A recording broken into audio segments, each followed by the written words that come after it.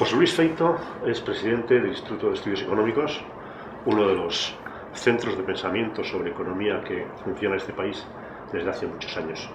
Desde esa perspectiva, señor Feito, ¿qué puede pasar en 2015? En 2015 yo estoy convencido que va a haber un crecimiento intenso. Eso es lo importante antes de ponerle una cifra u otra. Yo estoy convencido también, como ha sucedido en 2014, que va a ser un crecimiento más vigoroso que lo que hoy se piensa, sobre todo en los centros oficiales, también en muchas esferas privadas. Y va a ser un crecimiento especialmente positivo para el empleo, un poco lo que ha ocurrido ya en 2014. Si nos retrotraemos a un año atrás, nadie pensaba que en 2014 podía haber un crecimiento de esta envergadura. Nadie pensaba que en el 2014 se podría crear empleo. Entonces, si aplicamos sencillamente lo ocurrido en 2014 con las variables económicas nuevas, y ya estamos, por decirlo así, en los modelos, los nuevos datos sobre el petróleo, sobre el punto de partida, que partimos de un 1,4 en lugar de partir de un menos 1,3, como fue el año 2014, pues salen crecimientos elevados, probablemente por encima del 2,5, aunque bueno, ya eso no es muy importante, si es 2,5, 2,7, 2,8, eso no es importante. Lo importante es que va a ser un crecimiento intenso, que va a ser un crecimiento que en mi opinión va a sorprender positivamente, y que va a ser especialmente positivo para el empleo. ¿Qué parte de ese crecimiento es culpa, entre comillas, del gobierno o culpa de factores externos? Los gobiernos tienen una capacidad infinita para, por acción y sobre todo por omisión, estropear las cosas, también para arreglarlas. Yo diría que hay una parte considerable, no del crecimiento, sino de la recuperación de la economía española, que sin duda es imputable al gobierno.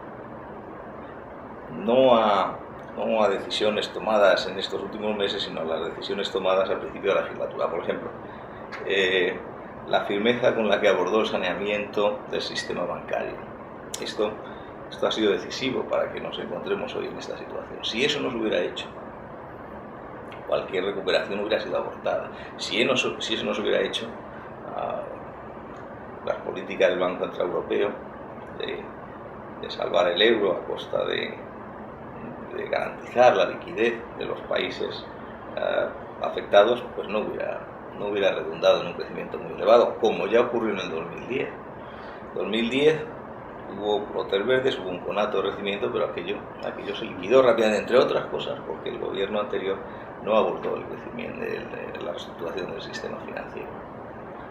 Retrasó mucho sus acciones, las acciones fueron tímidas, equivocadas en muchos casos, y el hecho es que llegamos al final de la legislatura anterior, comienzo de esta legislatura, con un sistema financiero quebrado y, a diferencia de lo que había sucedido en otros países, sin haber sido objeto de la cirugía que era imprescindible.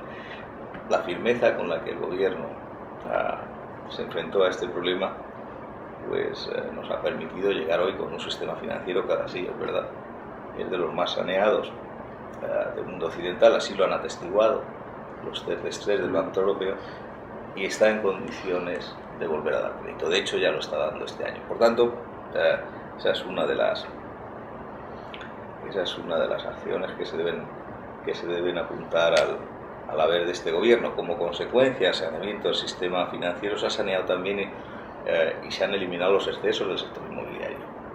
Al no sanear los bancos, no se podía sanear los inmuebles. Había una serie de empresas inmobiliarias zombie que en teoría seguían existiendo, que seguían teniendo unos activos apuntados a unos precios desorbitados, muy por encima de la realidad, y eso bloqueaba el ajuste del mercado inmobiliario.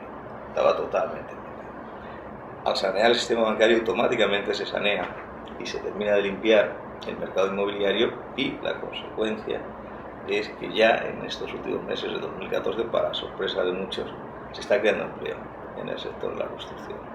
Y los precios del sector inmobiliario han tocado fondo. El precio del mercado inmobiliario es muy heterogéneo. Hay que corregir por niveles de calidad, por ubicación, por muchas variables, pero es un hecho que, grosso modo, estos son precios que han tocado fondo, y a estos precios se limpia el exceso de oferta que había en el mercado inmobiliario, y así lo atestiguan las inversiones que ya se están realizando en este sector. De nuevo, es algo que hay que apuntar al haber del gobierno.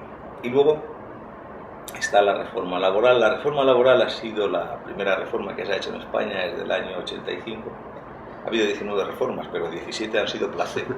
Eran reformas que hacían unos gobiernos u otros para decir que se reformaba, pero no se tocaba nada fundamental. Esta reforma ha tocado para bien aspectos fundamentales del mercado de trabajo de forma insuficiente, pero para bien, y sin duda ha sido también un factor positivo que tiene mucho que ver con que en el año 2014, con un crecimiento del 1,4%, el empleo haya crecido un 0,7%.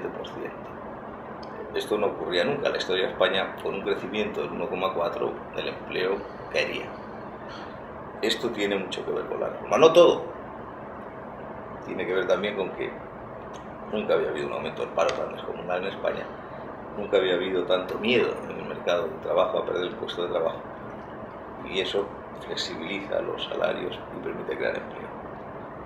Pero no hay que negar que un factor que ha contribuido positivamente a este cambio radical en el funcionamiento del mercado de trabajo ha sido la reforma del mercado de trabajo.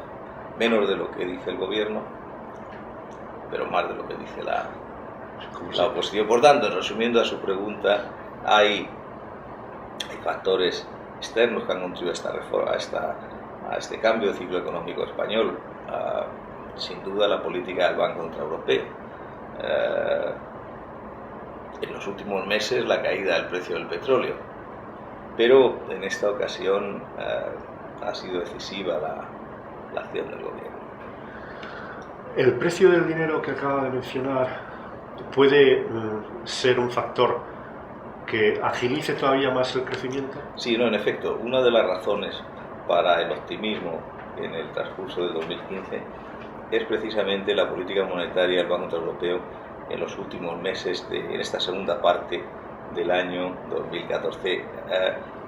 Mucha gente se pone nerviosa con la actuación del Banco Central Europeo, pensando que no está siendo lo suficientemente firme para luchar contra la recesión, para estimular el crecimiento económico. Bien, en primer lugar, la política monetaria no tiene como misión fundamental fomentar el crecimiento económico, sino asegurar la estabilidad de precios. La crítica, por tanto, al Banco Central Europeo que se le ha hecho con cierto fundamento es que no es capaz de acercar la inflación a su objetivo, que es por debajo pero cerca del 2%. Y eso es cierto, y eso llevó al Banco Central Europeo de forma unánime, por cierto. Esto no se ha percibido y no se le ha dado la importancia que tiene a bajar los tipos de interés agresivamente y a intensificar la creación de liquidez, manteniendo todas las líneas que se crearon en la crisis del euro. Lo que ocurre es que la política monetaria tarda tiempo en afectar al sector real y, por ende, a la inflación. Hay retrasos que están muy bien estudiados en el mecanismo de transmisión de la política monetaria al sector real y a la inflación. Yo siempre digo que, esto lo decía Friedman, que la política monetaria pues, es como el embarazo, que cuando uno toca los tipos de interés al principio no pasa nada, pero transcurridos unos meses el mundo cambia.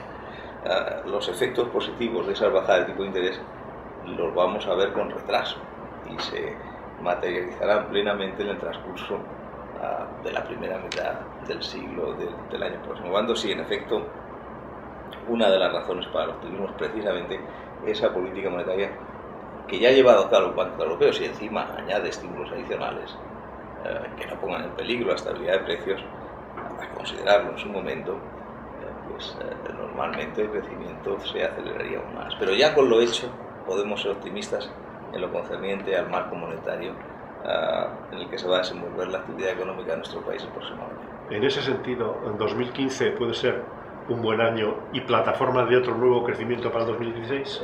Ya le decía antes que los gobiernos tienen una capacidad infinita para, por acción o omisión, fomentar o liquidar el crecimiento económico. Habrá que esperar a las elecciones de 2015-2016 y habrá que esperar, lógicamente, al gobierno que tiene en sus manos la política económica de este país para contestar a esa pregunta. Pues muchas gracias, Luis Benito. Gracias a usted.